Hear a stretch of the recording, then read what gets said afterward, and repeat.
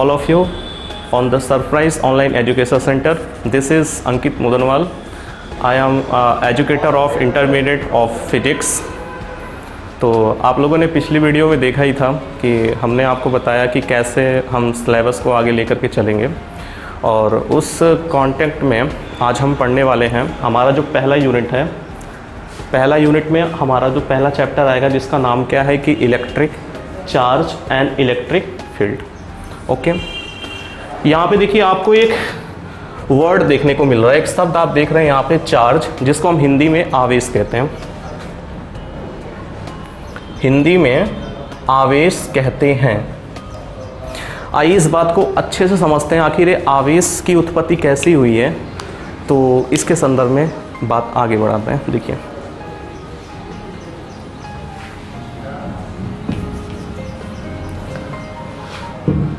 आप सभी ने रसायन विज्ञान में क्लास 9th और क्लास 11th में पढ़ा होगा, जब आप पढ़ रहे थे कि स्ट्रक्चर ऑफ एटम, परमाणु की संरचना में एक सिद्धांत आपको पढ़ने को मिला था कि नील बोर का सिद्धांत परमाणु का। होता क्या है, देखिए नील बोर के अगर हम अकॉर्डिंग चलें तो आपको बताया गया कि प्रत्येक परमाणु के बीच में आपका नाभिक होता है। नाभिक के चारों तरफ क्या होते हैं, सेल होते हैं। सेल का मतलब क्या हो गया, छल्ला जैसा होगा जिसमें आपके इलेक्ट्रॉन्स घूमते हैं। बीच वाला पोर्शन क्या हमारा नाभिक है, न्यूक्लियस कहेंगे। नाभिक में आपका न्यूट्रॉन होता है और प्रोटॉन होगा, ठीक है। और इन सेल्स में आपके क्या होते हैं, इलेक्ट्रॉन्स रिवॉल्व करते हैं। हर सेल का अपना एक कक्ष होता है, इलेक्ट्रॉनों की संख्या भिन्न भिन्न होती है, 2, 8, 18 करके। तो बात समझिए ध्यान से। यहां से क्या कॉन्सेप्ट निकल करके आया, आप देखिए कि एटम के अंदर 3 प्रकार के पार्टिकल्स पाए जा रहे हैं। एक तो आप देखोगे इसका कि अगर हम न्यूट्रॉन की बात करते हैं, न्यूट्रॉन का नेचर कैसा है, तो आप कहेंगे उदासीन है। न्यूट्रॉन कैसा है, उदासीन है। अगर हम प्रोटॉन के नेचर की बात करें तो आप कहेंगे कि ये धनात्मक नेचर का है, धनात्मक प्रकृति का है।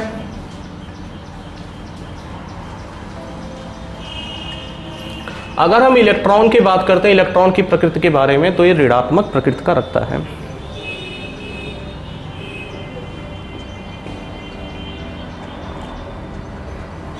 अब देखिए, अब यहां से उत्पत्ति होती है आवेश और उसके प्रकार। देखिए अब देखिए 3 कंडीशन यहां से जनरेट होता है आपका। ये रही बात, आप इसको देखिए।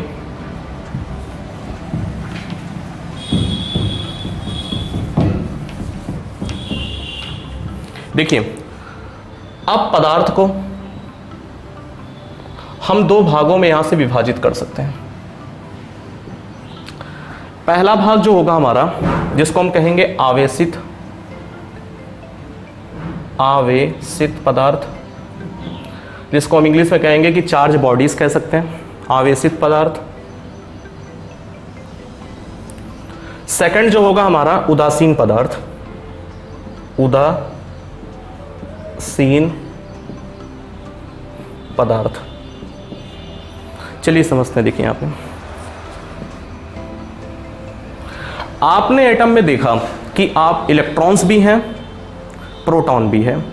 कहते हैं अगर किसी परमाणु के भीतर इलेक्ट्रॉनों की संख्या बराबर प्रोटॉनों की संख्या हो जाए, या यूं कहें कि जितने भी ऋण आवेश हैं, नेगेटिव आवेश जितने हैं, उतने ही आपके क्या हो जाए, पॉजिटिव आवेश, दोनों बराबर हो जाए, तो इस कंडीशन में हमारी बॉडी न्यूट्रल हो जाती है, जिसको हम क्या कहते हैं, उदासीन कहेंगे।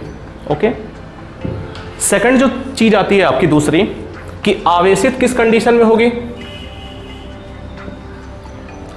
आवेशित के लिए 2 कंडीशन यहां से भी होगा। देखिए हो सकता है कि प्रोटॉन की जो संख्या है वो इलेक्ट्रॉन की संख्या से ज्यादा हो जाए, तो इस कंडीशन में प्रोटॉन पे कैसा आवेश होता है, तो आप कहेंगे पॉजिटिव आवेश होता है। अगर आपसे पूछें कि इलेक्ट्रॉन पे कैसे आवेश है, तो आप कहेंगे कि इस पर ऋणात्मक आवेश होता है। तो जाहिर सी बात है कि अगर प्रोटॉनों की संख्या ज्यादा है या पॉजिटिव चार्ज की संख्या ज्यादा है, तो हमारी जो बॉडी होगी, जो पिंड होगा, वो कैसा आवेश धारण करेगा, टोटल पॉजिटिव चार्ज होगा।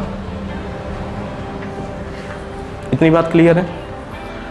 अगली कंडीशन क्या हो सकती है यहां से कि अगर इलेक्ट्रॉन की संख्या प्रोटॉन की संख्या से ज्यादा हो जाए, कहने का मतलब क्या है कि अगर ऋणात्मक आवेशों की संख्या धनात्मक आवेशों की संख्या से ज्यादा हो जाए तो उस कंडीशंस में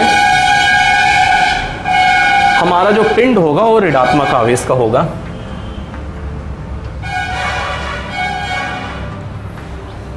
इतनी बात आपको समझ में आ रही है? चलिए अब हम इनके प्रकृति के बारे में देखते हैं।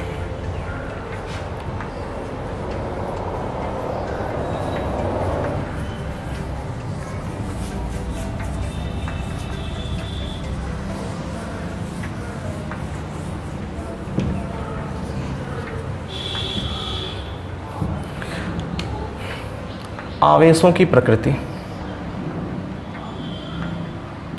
आवेशों की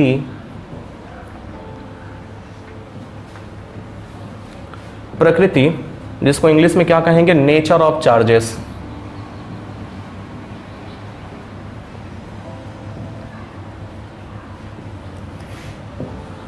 देखिए अब तक हम लोगों ने, अगर हम चार्ज बॉडी की बात करते हैं तो दो प्रकार के चार्ज बॉडी देखें। एक आपका दिखा कि पॉजिटिव चार्ज होता है और सेकंड क्या देखा हमने, नेगेटिव चार्ज। अब इनके बीच में कैसे फोर्स ऑफ अट्रैक्शन काम करता, आकर्षण बल कैसे काम करेगा या प्रतिकर्षण बल कैसे कार्य करता है, इसके बारे में आप देखिए। अगर पॉजिटिव चार्ज हो, एक पिंड है धनात्मक आवेश का, एक पिंड है ऋणात्मक आवेश का। आवेश की प्रकृति आप पूछेंगे तो आप कहेंगे विपरीत है, एक धनात्मक है और एक ऋणात्मक है। तो इनमें कैसा बल कार्य करेगा, अट्रैक्शन का, आकर्षण बल यहां पे कार्य करेगा।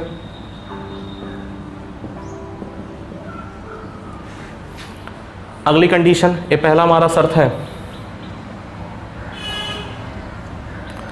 अगर हमने पहले वाले पिंड को ऋणात्मक लिया, दूसरे पिंड को धनात्मक लिया, तो इनके बीच में कैसा बल कार्य करेगा, तो आप कहेंगे विपरीत है, एक नेगेटिव है एक पॉजिटिव है, भिन्न प्रकृति के हैं। तो भिन्न प्रकृति के होंगे तो इस पर भी बल का प्रकृति कैसा होगा, तो आप कहेंगे आकर्षण का ही होगा। तीसरा देखिए कंडीशन क्या कहता है कि अगर दोनों सेम प्रकृति के हो जाएं, सेम नेचर के हो जाएं, कहने का मतलब है कि अगर पहली बॉडी भी हमारी पॉजिटिव नेचर की हो जाए, धनात्मक आवेश हो, धनात्मक आवेशित हो, और दूसरी वाली बॉडी भी हमारी धनात्मक आवेशित हो, तो दो धनात्मक या कह सकते हैं कि एक समान प्रकृति के अगर हमारे पिंड हैं तो उन पर लगने वाला जो बल कार्यरत होगा वो प्रतिकर्षण का होगा। तो इनमें रिपल्सन होगा, दूर दूर जाएंगी बॉडी, पिंड दूर दूर जाने लगेगा। तो यहां पे प्रकृति की अगर हम बात करें तो प्रतिकर्षण कार्य करेगा। Am I right? चौथा कंडीशन देखिए, चौथा कंडीशन क्या हो सकता है कि अगर दोनों पिंड आपके ऋणात्मक हो जाएं, दोनों पिंड ऋणात्मक हो जाएं, तो इस कंडीशन में भी आपकी जो बॉडी के बीच में जो बल कार्यरत होगा वो प्रतिकर्षण का ही होगा।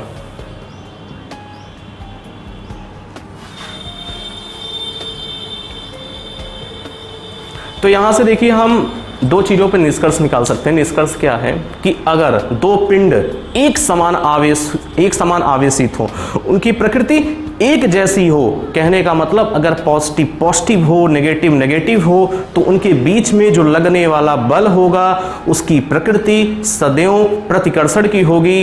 अगर हमारा दो पिंड है और दोनों पे उसकी जो प्रकृति है वो भिन्न है, कहने का मतलब एक पॉजिटिव एक नेगेटिव या एक नेगेटिव एक पॉजिटिव, तो लगने वाला जो उनके बीच बल है वो सदैव आकर्षण का होगा। इतनी बात क्लियर है? एम आई राइट? आगे बढ़ते हैं। चलिए अगला जो हमारा टॉपिक है,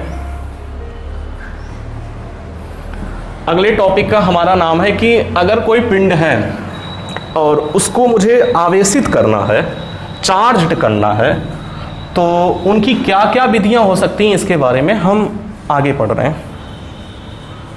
और आई होप यहाँ तक आपको सारी बातें क्लियर हुई होंगी। अगला टॉपिक क्या है कि method of charging. Method of charging से क्या मतलब है कि आवेशित करने की विधि। अगर हमें किसी पिंड को आवेशित करना है तो उसको हम 3 तरीके से आवेशित कर सकते हैं। वो 3 तरीके कौन कौन से हैं, आइए इसको देखते हैं। पहला जो अपना तरीका है जिसको हम कहते हैं घर्षण विधि।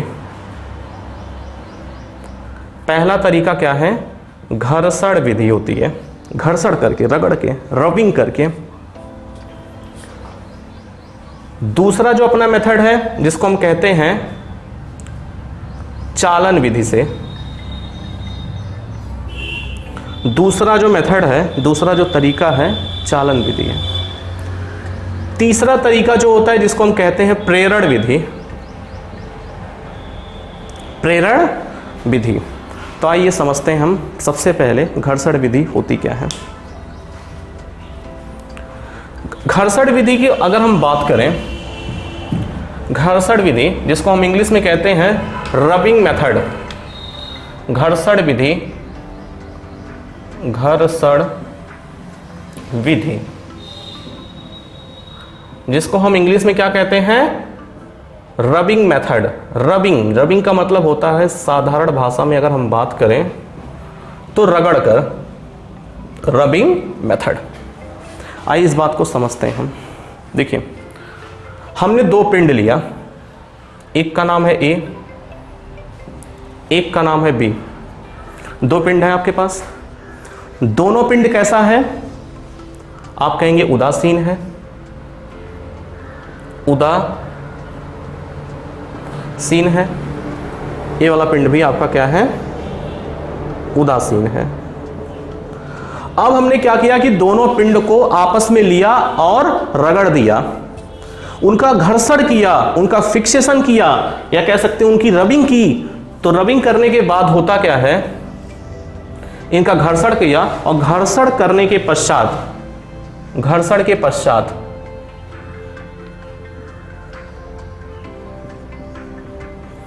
घर्षण के पश्चात घर्षण के पश्चात आप देखेंगे कि दोनों जो पिंड हैं वो आवेशित हो जाएंगी और विपरीत आवेशित होंगी। कहने का मतलब है अब दोनों पिंड कैसा हो जाएगा, आवेशित हो जाएगा। पहले हमने क्या किया, 2 उदासीन बॉडी लिया, उनको आपस में रगड़ा और रगड़ने के बाद, घर्षण करने के बाद हम जब उनको आपस में दूर करते हैं, दूर दूर कर देते हैं, तो ऐसा देखा जाता है कि दोनों पिंड जो है हमारे वो आवेशित हो जाते हैं और विपरीत आवेश धारण करते हैं। जैसे ये आपका पिंड ए हो गया, ये आपका बी हो गया, ये भी क्या हो गया, अब चार्ज्ड हो गया। ए वाला क्या हुआ, ए भी आपका चार्ज्ड हो गया, आवेशित हो गया। ओके, अभी डिपेंड करेगा प्रकृति पर कि पदार्थ की प्रकृति क्या है, उसकी प्रकृति कैसी है, तो उस आधार पर इस पर पॉजिटिव नेगेटिव हम डिसाइड करेंगे। आपका पहला वाला भी ऋणात्मक हो सकता है, धनात्मक हो सकता है। ये वाला भी आपका पॉजिटिव हो सकता है, नेगेटिव हो सकता है। ये वाली बॉडी भी आपकी क्या हो सकती है, पॉजिटिव भी हो सकती है और नेगेटिव हो सकती है। मेरे कहने का मतलब है कि अगर 2 न्यूट्रल बॉडी, 2 उदासीन बॉडी को हम आपस में घर्षण करते हैं और घर्षण करने के पश्चात दोनों जो पिंड हैं हमारे वो आवेशित हो जाएंगी और वो क्या धारण करेंगी, पॉजिटिव की नेगेटिव, या डिपेंड करता है आपके प्रकृति पर डिपेंड करेगा पदार्थ की, ये पॉजिटिव हो कि नेगेटिव। लेकिन इतना बात क्लियर है कि बॉडी आपकी चार्ज हो जाएगी। ये आपने सीखा, एक घर्षण विधि हो गई। तो घर्षण विधि में मैं एक बात पूछूं अगर आपसे कि ध्यान देने योग्य बात है, क्या इसमें हमने फिजिकल कांटेक्ट किया, 2 बॉडी को आपस में लेकर के आए? तो आप कहेंगे हाँ, क्योंकि आगे का एक मेथड ऐसा भी होगा जिसमें हम बॉडी को कांटेक्ट नहीं कराएंगे, फिजिकल कांटेक्ट नहीं होगा, उसके बाद भी आपकी बॉडी आवेशित हो जाएगी। तो आगे देखते हैं अगला जो हमारा मेथड है।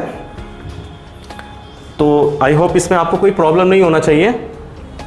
एक बात मैं आप सभी को और बता दूं कि यहाँ पे जो लेक्चर्स आपको प्रोवाइड किए जा रहे हैं, आप इनका नोट्स जो है, कुछ बुक्स मैं आपको प्रेफर कर रहा हूँ जिसकी हेल्प से आप अपने नोट्स को प्रिपेयर कर सकते हैं। कुछ बुक्स जैसे मैं आपको बता दे रहा हूँ, 3 बुक्स मैं यहाँ पे आपको बोल रहा हूँ। जैसे बुक के कॉन्टेक्स्ट में अगर मैं बात करूँ तो आप सिलेबस के लिए, मैं आपको NCERT प्रेफर नोट्स के लिए नहीं कर रहा हूँ, ओनली फॉर द सिलेबस।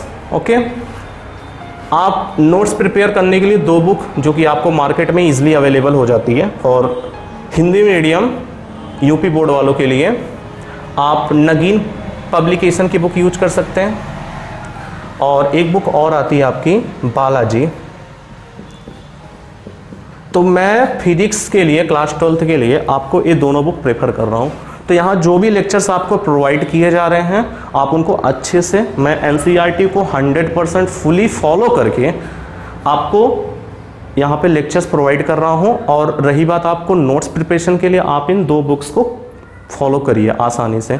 मैं यहाँ पे जितने भी अभी तक जैसे आपको चार्ज के बारे में बताया, आप बुक्स को देखेंगे, उसको वहाँ से नोट्स प्रिपेयर करिए। और रही बात चीज़ों को समझने के लिए, आपको यहाँ पे 100% आप मैटर प्रोवाइड किया जाएगा। ठीक, आपको बोर्ड्स के प्रोस्पेक्टिव से लेकर के, और अगर आगे चल के हमारा टाइमली टारगेटेड जो कोर्स है वो एंड होता है, आपको हम कंपटीशन जैसे IIT JEE मेंस या मेडिकल के एग्ज़ाम्स के लिए आप भी प्रिपरेशन कर सकते हैं। तो पहले हमारी प्रायोरिटी होगी कि विद इन जो टाइम है हमारा, हम इस बीच कोर्स को पहले NCERT लेवल, कहने का मतलब बोर्ड लेवल पे हम इसको एंड अप करें। ओके, चलिए, तो आप लोगों ने पहला मेथड देख लिया। अब इसके अगले मेथड के बारे में हम देखेंगे। हमारा जो सेकंड मेथड है, जिसको हम चालन विधि कहते हैं, चालन विधि होती है, जिसको इंग्लिश में हम कहेंगे कंडक्शन मेथड, इंग्लिश में जिसका नाम होगा कंडक्शन मेथड।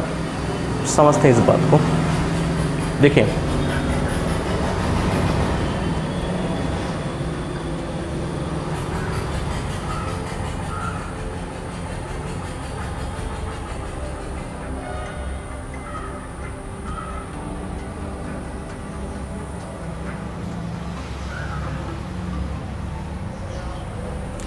देखिए हमारे पास 2 पिंड हैं, एक A है एक P है।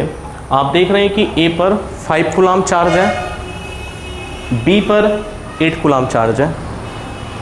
अब इनको आपस में कॉन्टैक्ट किस तरीके से किया जाता है कि जैसे मैंने एक वायर लिया, दोनों बॉडी को कनेक्ट कर दिया। आप पूछेंगे क्या है, ये वायर है, तार है। अब क्या होगा, इनका इक्वल डिस्ट्रीब्यूशन ऑफ चार्ज हो जाएगा। इक्वल डिस्ट्रीब्यूशन ऑफ चार्ज का मतलब क्या है कि आवेशों का समान वितरण हो जाएगा।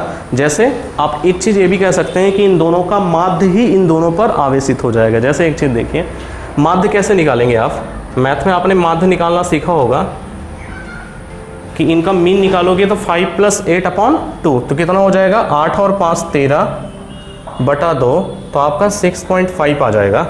तो इक्वल डिस्ट्रीब्यूशन ऑफ चार्ज का मतलब क्या है कि आवेशों का समान वितरण। किस तरीके से, अब इनका आपने वायर के थ्रू इनको कनेक्ट किया, तो पहला वाला जो हमारा बॉडी है A, उस पर कितना आवेश आएगा, तो इक्वल डिस्ट्रीब्यूशन ऑफ चार्ज के अकॉर्डिंग से, आवेशों के समान वितरण के हिसाब से यहाँ पर 6.5 कूलम आवेश जनरेट होगा।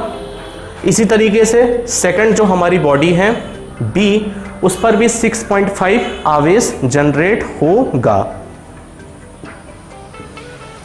समझते हैं इस बात को। देखिए क्या किया हमने कि 2 चार्ज लिया, 2 चार्ज बॉडी ली, 2 आवेशित पिंड हमने लिया। ठीक है, अलग अलग आवेश धारण किए हुए थे, अलग अलग आवेशित थे। जैसे हम कहें कि हमारा जो बॉडी A है उसका चार्ज कितना था, तो कहेंगे 5 कूलम, B 8 कूलम।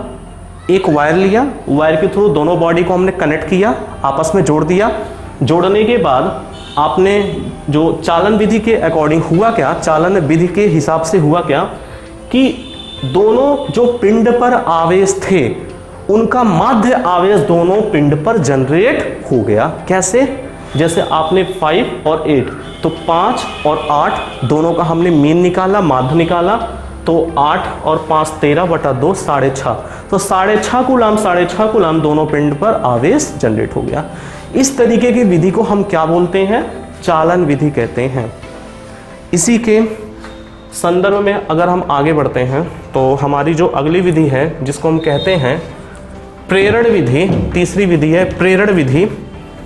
प्रेरण विधि का मतलब क्या होता है, इंडक्शन मेथड।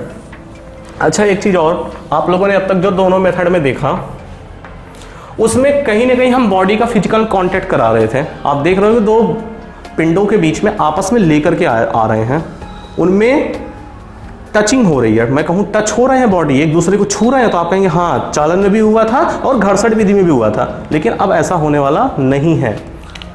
हमारा जो तीसरा मेथड है, जिसको हम कहेंगे, तीसरा मेथड जो हमारा होता है प्रेरण विधि, प्रेरण विधि, जिसको हम कहते हैं इंडक्शन मेथड। इंडक्शन मेथड, आइए इस बात को समझते हैं। देखिए, पहले मेथड में हमने फिजिकल कांटेक्ट कराया, कहने का मतलब बॉडी दोनों टच हुई।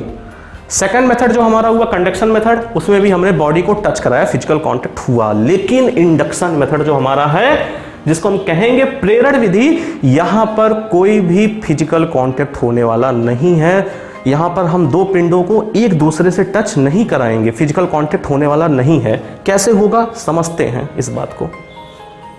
जैसे हमने एक गोला लिया, गोला कैसा है, आप कहेंगे उदासीन है,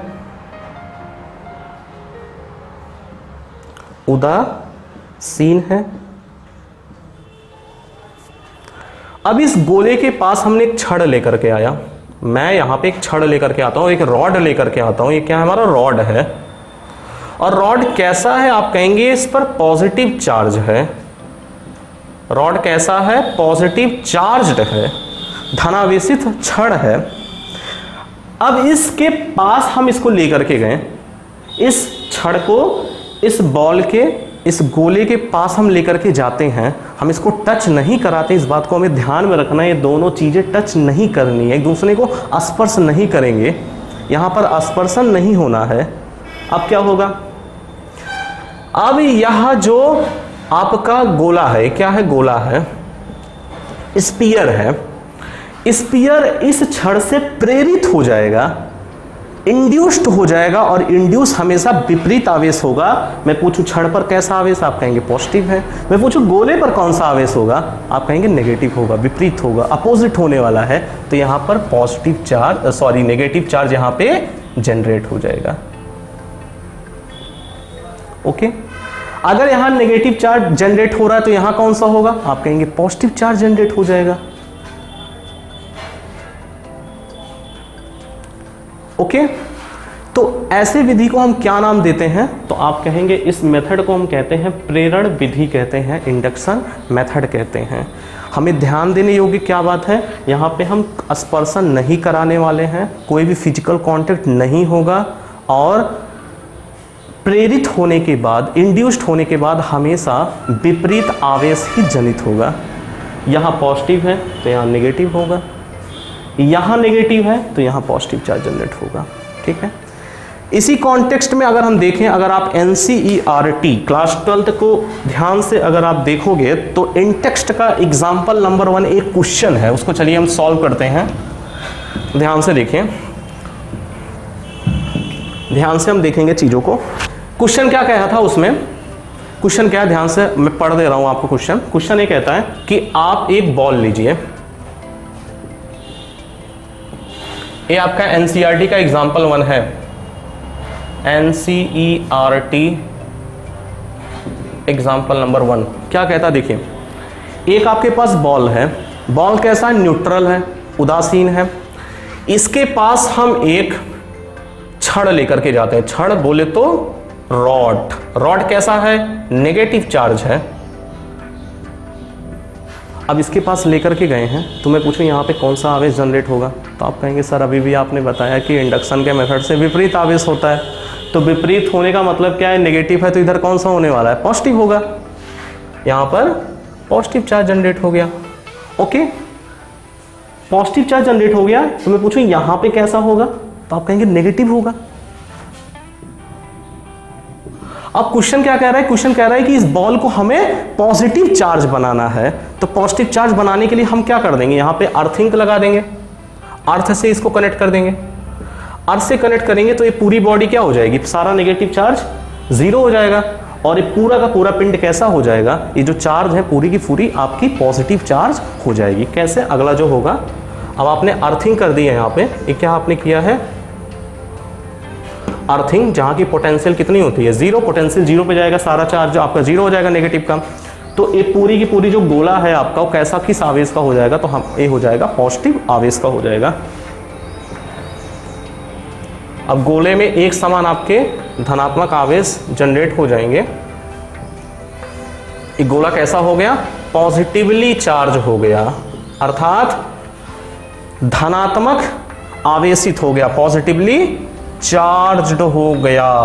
इतनी बात आपको समझ में आई कि नहीं? फिर से देखें हैं क्वेश्चन क्या कहा था, क्वेश्चन कहा था कि आपके पास एक न्यूट्रल बॉडी है, गोला है, ओके, उसके पास एक ऋणात्मक आवेश लेकर के आया जाता है। तो आपको बताना है कि प्रेरण विधि से कैसे हम इस गोले को धनात्मक बनाएंगे। तो होता क्या है कि न्यूट्रल आपका गोला होगा, ऋणात्मक छड़ होगी, पास लेकर के जाएंगे, ध्यान रखेंगे टच नहीं कराना है, टच करा देंगे तो आपका कंडक्शन हो जाएगा। हम यहाँ पे कंडक्शन नहीं करा रहे हैं, हम यहाँ पे इंडक्शन करा रहे हैं, जिसका मतलब होता है प्रेरण विधि। तो प्रेरण विधि के हिसाब से यहाँ पे धनात्मक आवेश आएंगी, ये ऋणात्मक आवेश होगा। अब बात होती है ऋणात्मक आवेश को हम दूर कैसे करेंगे, यहाँ पे एक वायर से अर्थ कनेक्ट कर देंगे, अर्थिंग लगा देंगे, जहाँ पे पोटेंशियल कितनी हो जाएगी, 0 हो जाएगी, ओके। तो पोटेंशियल 0 होने के बाद ये पूरी की पूरी हमारा जो रॉड है वो पॉजिटिवली चार्ज हो जाएगा। आई होप आपको ये टॉपिक अच्छे से समझ में आया होगा। ये आपका एनसीईआरटी का एग्जाम्पल नंबर 1 है, तो आप इसको जरूर देख लीजिएगा, आया हुआ है सीबीएसई में। आई होप ये 2012 या 13 का क्वेश्चन भी रहा है। तो अगले टॉपिक पे हम बढ़ते हैं। अगला जो आपका टॉपिक है जिसका नाम है आवेश के गुण। आवेश के गुण का मतलब है कि प्रॉपर्टीज ऑफ चार्ज, जिसको हम इंग्लिश में कहते हैं। तो प्रॉपर्टीज ऑफ चार्ज आपके 3 तरीके से होते हैं, जिसमें हमारा पहला होता है, 3 गुण आपको पढ़ने पड़ेंगे यहाँ पे। पहला आप पढ़ेंगे आवेशों का क्वांटीकरण, क्वांटीकरण आप पढ़ेंगे, आवेशों का क्वांटीकरण, क्वांटानाइजेशन ऑफ चार्ज जिसको कहते हैं इंग्लिश में। अगला आपका जो गुण है जिसको हम पढ़ने वाले हैं, योज्यता का नियम, योज्यता का नियम पढ़ेंगे, एडिटिविटी ऑफ चार्ज जिसको कहते हैं इंग्लिश में। अगला है आवेश संरक्षण का नियम, आवेश संरक्षण का नियम, जिसको हम इंग्लिश में कहते हैं law of conservation of charges. Okay, चलिए आते हैं पहले टॉपिक को हम समझते हैं। पहले टॉपिक से पहले हम योज्यता को समझ लेते हैं, एडिटिविटी ऑफ चार्ज क्या होती है।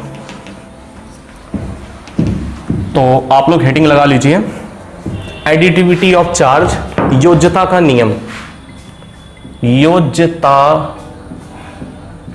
का नियम, जिसको इंग्लिश में कहते हैं additivity of charge, additivity of charge. Math में आप लोगों ने एडिशन तो किया ही होगा, +2 + 2 4, 3 + 2 5, वैसा ही कुछ यहाँ पे भी करना है।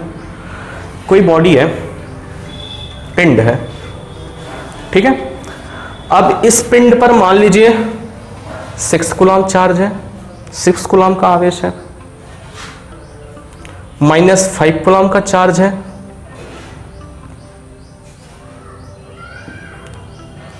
+2 कूलम चार्ज है, 4 कूलम चार्ज है, 1 कूलम चार्ज है। तो इस पूरे पिंड पर जो आवेशों भिन्न भिन्न है, आप देख रहे हैं 6, 5, +2, +4, 1 कूलम चार्ज है।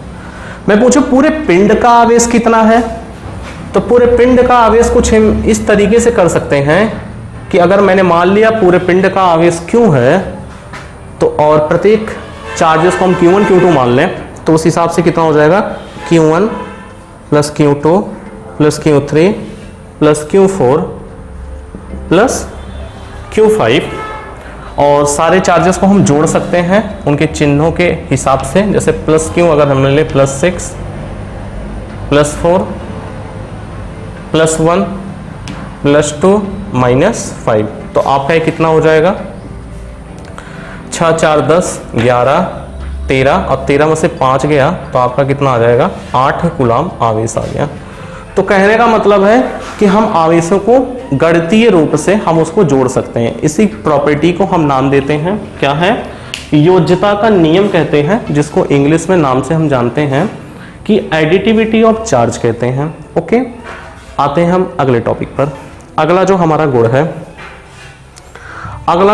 गुण है उसका नाम है क्वांटानाइजेशन ऑफ चार्ज। क्वांटानाइजेशन ऑफ चार्ज का मतलब क्या है हिंदी में कहें तो हिंदी में कहते हैं कि आवेशों का क्वांटीकरण।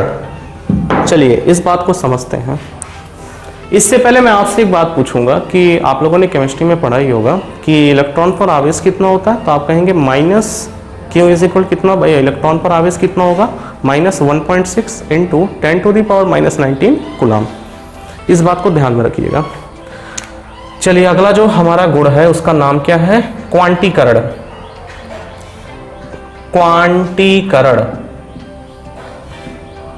क्वांटीकरण का इंग्लिश होता है क्वांटानाइजेशन।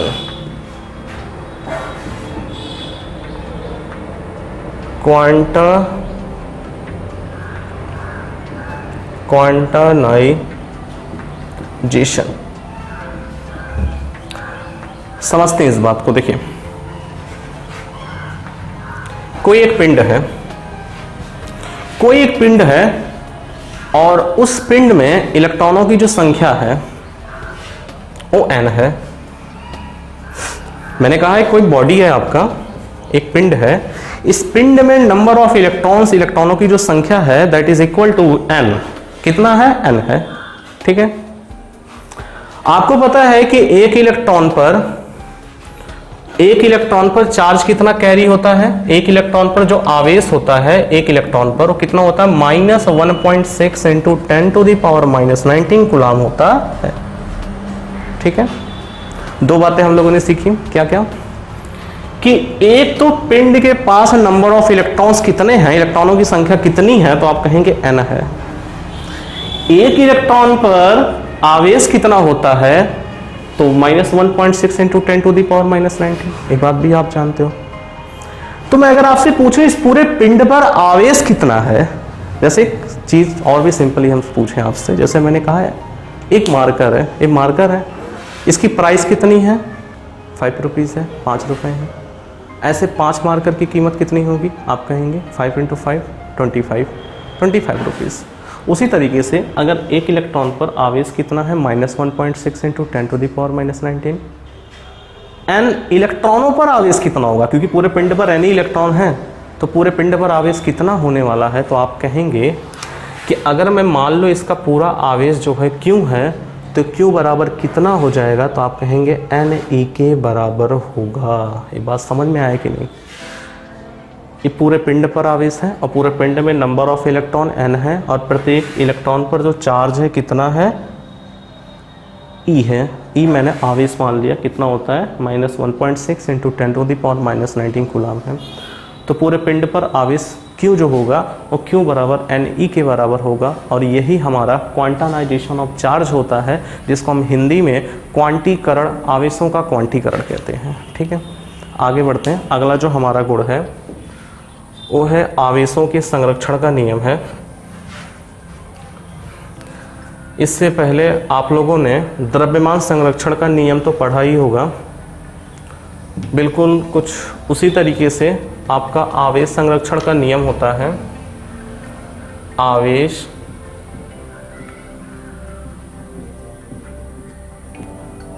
संरक्षण का नियम, इसको क्या कहेंगे हम लोग, law of conservation of charges. Law of conservation of charges. Okay, समझिए इस बात को। Law of conservation of charges का मतलब क्या है, मतलब ये है, देखिए जैसे मैंने आपको चालन विधि में एक बात बताई थी कि कोई भी दो बॉडी है आपके पास, एक A है एक B है, ए पर चार्ज कितना है? अगर आपसे मैं पूछूं कि ए पर चार्ज कितना है तो आप कहेंगे कि मैं मान लिया था कि प्लस क्यू कूलम था। बॉडी बी पर चार्ज कितना है तो आप कहेंगे +5 कूलम मैंने लिया था। उसके बाद इनको एक वायर के थ्रू हमने क्या किया था, कनेक्ट कर दिया था। और चालन विधि कहता है कि दोनों बॉडी पर जो आवेश होगा वो इन दोनों के माध्य के बराबर होगा, और हमने माध्य निकाला था, कितना आया था, +6.5 कूलम +6.5 कूलम आवेश हुआ था। अब देखिए हम समझते हैं कि law of conservation of charge क्या कहता है, आवेश संरक्षण का नियम क्या कहता है। अगर मैं आपसे पूछूं एक बात कि 8 + 5, 8 और 5 कितना होता है, आप कहेंगे 13 होता है। कंडक्शन कराने के पहले कितना था, 13 था। चालन के पहले कितना था, 13 था। मैंने कहा कि अब चालन के विधि की बात बताइए, तो आप कहेंगे सर तब भी 13 है। कैसे, 6.5 कितना है, 13 है। तो यहां पर भी आप देख रहे हैं कि 13 कूलम। इधर भी आप देख रहे हैं कितना है, 8 और 5 कितना है, 13 कूलम है। तो दोनों क्या है, बराबर है। तो संरक्षण हुआ कि नहीं हुआ? आपने देखा कि चालन के पहले भी 13 कूलम, चालन के बाद भी 13 कूलम। तो यहां से बात सिद्ध होती है कि जैसे द्रव्यमान, जैसे आपने 2 लीटर पानी लिया है, या आप ऐसा समझिए, हाँ 2 लीटर पानी ले लिया और 1 लीटर अल्कोहल लिया और मिक्स कर दिया, तो 3 लीटर आपका मिश्रण तैयार होगा। ठीक उसी तरीके से आप law of conservation of charge को भी देख रहे हैं कि 8 कूलम 5 कूलम दोनों आप चालन के पहले भी 13 कूलम था, और चालन होने के बाद भी 6.5 + 6.5 = 13 कितना हो गया, 13 कूलम हो गया। तो यहाँ से एक स्टेटमेंट निकल करके आता है। आप बुक में देखेंगे, बुक से आप उसको लिख सकते हैं, मैं आप स्टेटमेंट बोल रहा हूँ। स्टेटमेंट कहता है कि आवेश कभी नष्ट नहीं किए जा सकते, ना ही इनको उत्पन्न किया जा सकता है, बल्कि एक पिंड से दूसरे पिंड में इसको हम स्थानांतरित कर सकते हैं। इंग्लिश में अगर हम कहें कि charge can neither be created nor be destroyed, but it can be transferred from one body to another body, it means that the total charge of the system remains constant. इसका मतलब है कि पूरे निकाय का जो तुल्य आवेश है वो सदैव नियत होता है। जैसे आपने यहाँ 13 कूलम देखा और यहाँ पर भी 13 कूलम देखा, और दोनों कैसा है, नियत है, एज अ कांस्टेंट है। आपने यहाँ पे देख लिया। हमने आज जैसे प्रॉपर्टीज ऑफ चार्जेस भी देख ली हैं, और हम कैसे किसी पिंड को चार्ज किया जाता है, कैसे चार्ज जनरेट हुई है। अब इसी के संदर्भ में एक वैज्ञानिक थे जिनका नाम है कूलम। आप लोगों ने इनका नाम जरूर सुना होगा, जिनके नाम से आवेश का SI यूनिट भी होता है, कूलम। तो उन्होंने चार्ज के रेफरेंस में नियम दिया था, जिनको हम कूलम के नियम से जानते हैं। तो आइए इस बात को समझते हैं। पिछले क्लास में, क्लास 11th में आपने ग्रेविटी देखी होगी, बिल्कुल उसी तरीके से जैसे ग्रेविटी आपका स्क्वायर लॉ को फॉलो करता था, ठीक उसी तरीके से आप देखेंगे चार्ज के भी रेफरेंस में कूलम का नियम आया था। इसको देखते हैं। अगला जो अपना टॉपिक है, कूलम का नियम। कूलम का नियम, समझते हैं इस बात को। कूलम ने क्या बताया?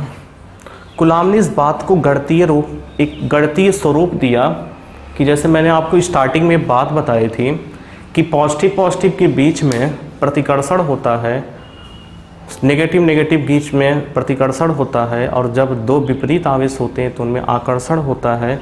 इसी बात को कूलम ने क्या किया, गणितीय रूप दिया। कैसे, देखिए इन्होंने क्या किया कि 2 पिंड लिए। पहला पिंड मैंने मान लिया A है, दूसरा B है। पहले पिंड पर जो आवेश है +Q कूलम है, सेकंड पर कितना है, +Q कूलम है। इनके बीच की जो दूरी है मैंने R ले ली।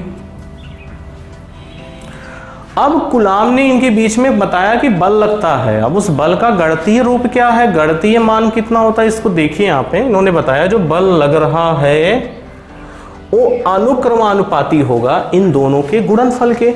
आप इनको Q1 Q2 ले लो, इनके गुणनफल के अनुक्रमानुपाती होगा। कैसे? F अनुक्रमानुपाती Q1 into Q2।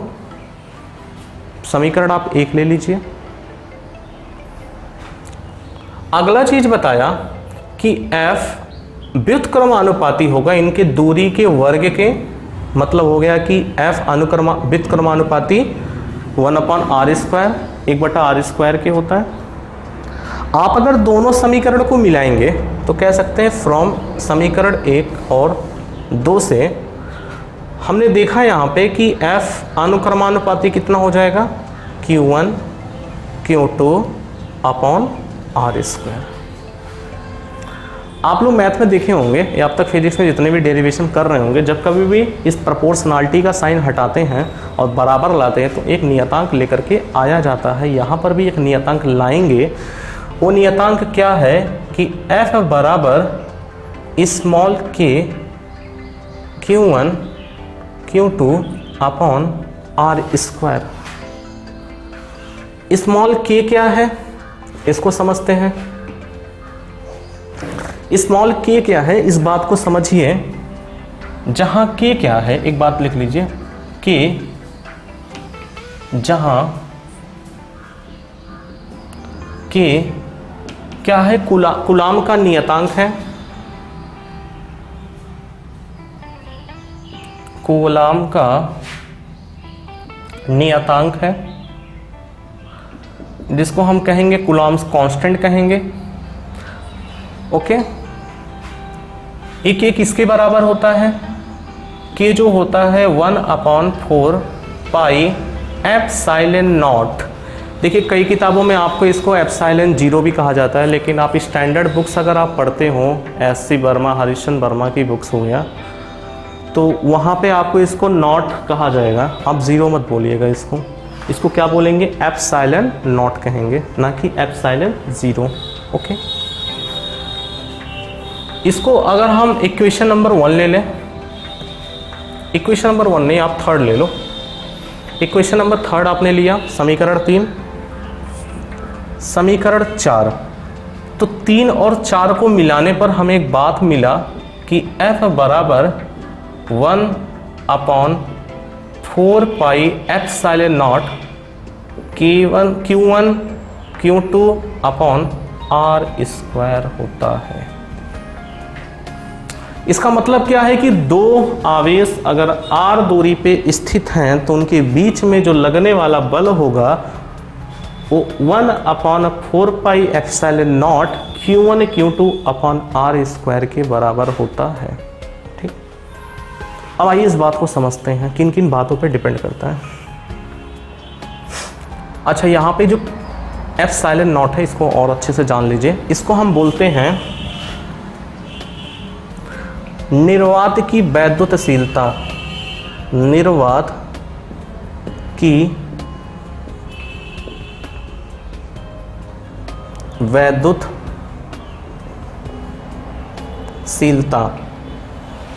English में कहते हैं permittivity of the vacuum. Okay, अब चलिए इस बात को और अच्छे से समझेंगे। हमारा जो कूलाम्बिक फोर्स है ये किन किन बातों पे डिपेंड कर रहा है। अब अगर फॉर्मूले को ध्यान से देखो तो आपको देखने में मिल रहा है कि आवेश पर निर्भर करेगा। आवेशों के गुणनफल हम कह सकते हैं, दोनों आवेशों के बीच की दूरी पर 4 पाई तो आपका कांस्टेंट है, एप्सिलॉन नॉट पे डिपेंड कर रहा है। एप्सिलॉन नॉट से मतलब है कि आप इसके मीडियम भी कह सकते हैं, क्योंकि यहाँ पे जो k की वैल्यू है 1 है, क्योंकि हमने एयर में लेकर के चले थे। तो जो बल है वो 3 बातों पे डिपेंड कर रही है। आपका कूलाम्बिक जो बल है वो 3 बातों पे डिपेंड करता है। तो हमारा पहला पॉइंट क्या होगा कि आवेश पर निर्भर करेगा, आवेश के परिमाण पर निर्भर करेगा, दोनों आवेशों के बीच की दूरी पे डिपेंड करेगी। और किस मीडियम में रखा गया, किस माध्यम में रखा गया, इस बात पर डिपेंड करेगा। हमने जो अभी भी डेरिवेशन किया हुआ है, यहाँ पर जो मीडियम है वो आपका निर्वात है, वैक्यूम है, या आप कह सकते हो एयर हमने लिया हुआ है, वायु में हमने किया है। ओके बात, फिर से देखिए, अगर दो आवेशों को r दूरी पर निर्वात माध्यम में रखा जाए तो उनके बीच में लगने वाला जो कूलम्बिक बल होगा F, वो किसके बराबर होगा? F बराबर 1/एप्सिलॉन0, एप्सिलॉन0 कहेंगे ना कि एप्सिलॉन0 कहेंगे, Q1 Q2 upon R square के बराबर होता है। ये बात अगर समझ में आ गई हो तो हम आगे बढ़ें। हम आगे कैसे बढ़ेंगे इस बात को समझिए, क्योंकि अभी हमने जो माध्यम लिया है वो क्या है? निर्वात है, एयर है। अब हम इसको किसी मीडियम में लेकर के चलेंगे। मीडियम बोले तो हम कहाँ लेकर चलने वाले हैं? जैसे आप कैरोसिन में लेके जा सकते हैं, मिट्टी के तेल में उठा के इसको लेके चले गए। पूरे सिस्टम को हमने समुद्र में लेकर के चले गए, जल में लेकर के जा सकते हैं, मोम के अंदर लेके चले गए। कहने का तात्पर्य है वायु या निर्वात के अतिरिक्त किसी माध्यम में हम लेकर के चल रहे हैं। देखिए, अब तक आप लोगों ने दो चार्जों के बीच में जो लगने वाला फोर्स था, जो कि r दूरी पर स्थित थी, इनके बारे में कूलाम ने एक फॉर्मूला जनरेट किया जो कि किसके बराबर था? 1/4 पाई एप्सिलॉन0 Q1 Q2 upon R square. लेकिन यहाँ पे आपको एक बात ध्यान में रखना है कि हमने जो फोर्स लिया था उसका माध्यम क्या था? उसका मीडियम जो था वो एयर था, वायु, या कह सकते हो वैक्यूम, जिसको हम कहेंगे निर्वात। निर्वात में लिया, या आप कह सकते हो वायु में। और मैंने आपको तीन बातें बताई थी कि जो आपका लगने वाला कूलम्बिक बल है वो तीन बातों पर डिपेंड करेगा। पहला हमारा होता है आवेशों पर, उनके बीच की दूरी पर, और माध्यम पर। अब देखिए, अब हम इसको किसी के परावैद्युतांक वाले माध्यम में हम इसको लेकर के जाते हैं।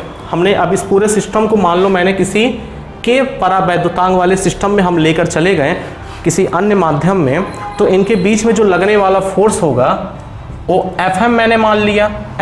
Fm बराबर कितना हो जाएगा? 1/4 पाई एप्सिलॉन0 के Q1 Q2 upon R square. इसको आप इक्वेशन नंबर 5 मान लीजिए, इसको इक्वेशन नंबर 6 मानिए। देखिए, यहाँ पे के लिखने का मतलब है इसलिए है क्योंकि हमने इस पूरे सिस्टम को एक के परावैद्युतांक में परावैद्युतांक वाले माध्यम में हमने इसको रख दिया है, तो इसलिए इसका जो फोर्स होगा उसका मान होगा 1/4 पाई एप्सिलॉन0 के Q1 Q2 upon R square. अब हम इसको अगर हम डिवाइड करें, अगर हम के को डिफाइन करना चाहें तो आप डिवाइड करेंगे इक्वेशन नंबर 5 और 6 को, तो आपको देखने में मिलेगा कि F/Fm is equal to K। F/Fm is equal to K। चलिए आपको थोड़ा ऊपर लिख दें, नहीं हो सकता आप कट रहा हो कोई बातें। तो यहाँ से देखिए क्या बात हमें निकल करके आती है कि इक्वेशन नंबर 5 और 6 से, 5 और 6 से हम यहाँ लेकर के चल रहे हैं कि F/Fm is equal to K। चलिए समझते हैं इस बात को। K क्या है? परावैद्युतांक है। किसका है? माध्यम का है। ये क्या है? परावैद्युतांक। किसका है? माध्यम का है। F क्या है? बल है। कब बल है? कहाँ का बल है? आप कहेंगे निर्वात का बल है, निर्वात में जब हमने रखा था।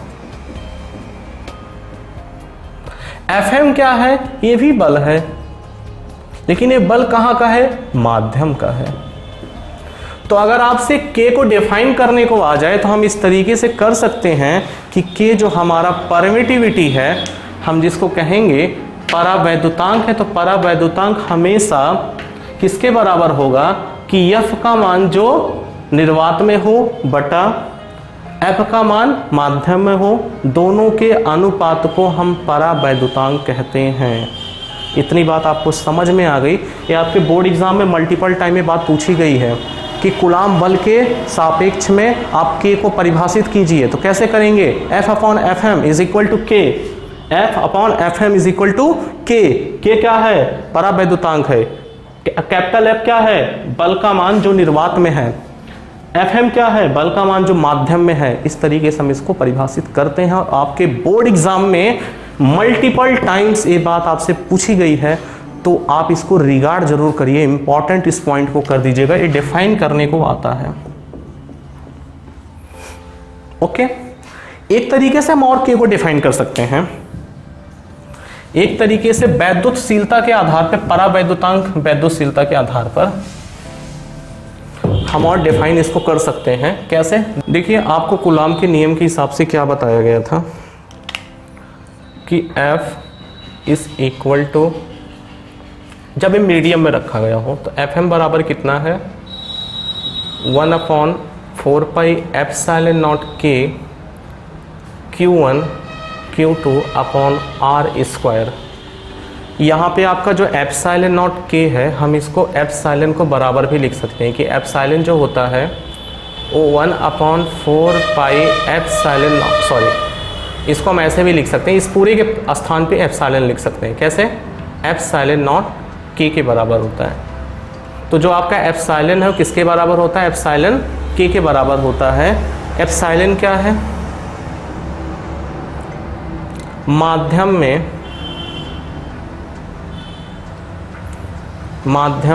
वैद्युतशीलता,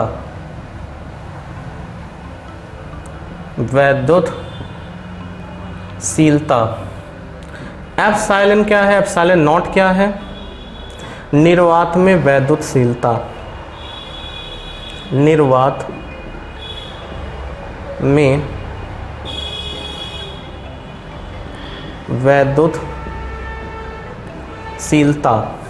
तो इस हिसाब से हम इसको K को डिफाइन कर सकते हैं हम यहाँ से इस तरीके से भी कि K जो होगा आपका एप्सिलॉन अपॉन एप्सिलॉन नॉट के बराबर होता है।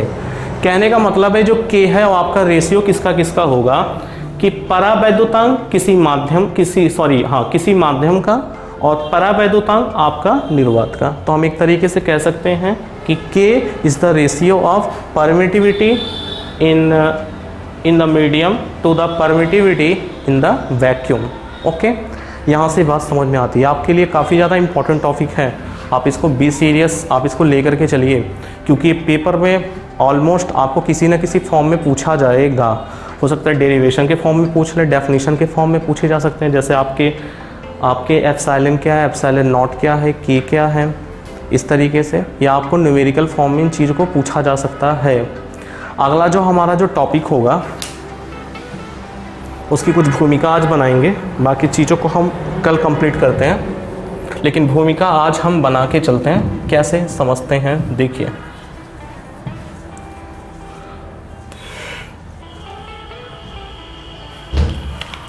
अपना जो अगला टॉपिक है उसका नाम है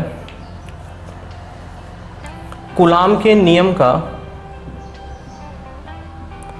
कूलाम के नियम का सदिश स्वरूप, कूलाम के नियम का सदिश स्वरूप। देखिए, अब तक आप लोगों ने वेक्टर्स के फॉर्म में, देखिए हम कैसे इसको लेकर के चलते हैं। फिर से उसी तरीके से आपके पास दो चार्ज हैं, एक चार्ज Q1 है, दूसरा हमारा Q2 है, के बीच की जो दूरी है, दोनों को आप पॉजिटिव चार्ज ले लीजिए, के बीच की जो दूरी है वो R है, अब दोनों पॉजिटिव चार्ज हैं, पॉजिटिव हैं, तो कैसे बल कार्यरत होगा इस बात को समझिए। जैसे हम यहाँ पे दो तीन वर्ड यूज करेंगे, जैसे हमारा F12 और F21। F12 का मतलब क्या है कि चार्ज 1 पर बल लग रहा है 2 के द्वारा, क्या मतलब है? F12 का मतलब क्या है? F12 का मतलब ये है कि आवेश Q पर जो बल कार्यरत है वो Q2 के द्वारा बल लग रहा है। Q1 पर Q2 के द्वारा अगर बल लगेगा तो उसको हम कैसे दर्शाएंगे? F12, मतलब 1 पर लग रहा है 2 के द्वारा। ओके, इसी तरीके से अगर हम F21 को अगर हम समझना चाहें तो कैसे देखिए यहाँ पे, जैसे कि Q2 है, Q2 का मतलब क्या है कि आवेश 2 पर 1 के द्वारा जो बल लगे, इसके द्वारा जो बल कार्यरत हो, उसको हम क्या बोलेंगे? F21 कहेंगे। इसका मतलब क्या है कि वेक्टर F21 मतलब आवेश 2 पर 1 के द्वारा बल का लगना। ओके, और हम एक टर्म और यूज करेंगे यहाँ पे, position vector R12। Position vector R12 का मतलब होता है 1 से 2। अगर हम आवेश 1 से 2 की तरफ बढ़ रहे हैं, इसको हम पोजीशन वेक्टर में कैसे दिखाएंगे? 1 से 2, और ये किसके बराबर जो होगा वो आपका होगा vector R2 minus vector R1। ठीक इसी तरीके से अगर हम यहाँ पर लिख रहे हैं कि वेक्टर 21 को हम कैसे रिप्रेजेंट करने वाले हैं कि 2 से 1 का मतलब है कि हम आपके आवेश 2 से 1 की तरफ हम अगर बढ़ रहे हैं, जिसका पोजीशन वेक्टर कितना होगा? पोजीशन वेक्टर R21 होगा। कहने का मतलब है 2 से हम 1 की तरफ बढ़ रहे हैं, और ये किसके बराबर होगा? अगर हम मैथमेटिकली बात करें तो vector R1 minus vector R2। तो इन पॉइंट्स को आज आप ध्यान से रखिएगा। आज की वीडियो में हम इतनी बातें ही लेकर चल रहे हैं, तो कुछ चुनिंदे पॉइंट्स हैं जिनको आपको बिल्कुल ध्यान में रखना है। जैसे वेक्टर F12 क्या होता है, वेक्टर F21 का मतलब क्या होगा? 2 से 1, 12 का मतलब 1 से 2, और इसका मतलब क्या है? Position vector. तो इन छोटी छोटी चीज़ों को हमें बिल्कुल ध्यान में रखना है। कल का जो हमारा जो टॉपिक होगा उसमें हम सीखेंगे कि vector form of Coulomb's law को हम पूरा अच्छे से डिराइव करेंगे, और ये आपके एग्जामिनेशन पॉइंट ऑफ व्यू से काफ़ी ज़्यादा इम्पॉर्टेंट है। इसके बाद कल के लेक्चर्स में हम लोग देखेंगे वैद्युत द्विध्रुव क्या होता है, और वैद्युत द्विध्रुव के माध्यम से हम देखेंगे कि जो उसके अक्षीय बिंदु पर इलेक्ट्रिक आवेश का मान कितना होगा और उसके निरक्षीय बिंदुओं पर। तो आज के लिए हम इतनी बातें रख रहे हैं, और आपको ये छोटे छोटे बातों को ध्यान में रखना है जो क्लास 11 से रिगार्डिंग में है। जैसे वेक्टर F12 कितना होता है, F21 का मतलब क्या होता है। तो आई होप आज की वीडियो आप सभी को बहुत अच्छा लगा होगा और पसंद भी आया होगा। और नोट्स के बारे में जैसे मैंने आपको बताया कि आप फॉलो किन किन बुक्स को कर सकते हैं, NCERT फॉर द सिलेबस। और अगर आपको नोट्स प्रिपेयर करना है तो नगीन पब्लिकेशन और बालाजी को आप अच्छे से फॉलो अप कर सकते हैं। नोट्स प्रिपेयर करिए। कोई भी डाउट होता है तो आप कमेंट सेक्शन में आप इसको ज़रूर बताइए। और आई होप सो वीडियो तो अच्छा ही लगा होगा, तो इस बात को और लोगों तक पहुंचाइए ताकि और लोगों का भी भला हो सके और हमें भी मोटिवेट होने का हो सके। तो आज के लिए इतना ही। Thank you and have a nice day.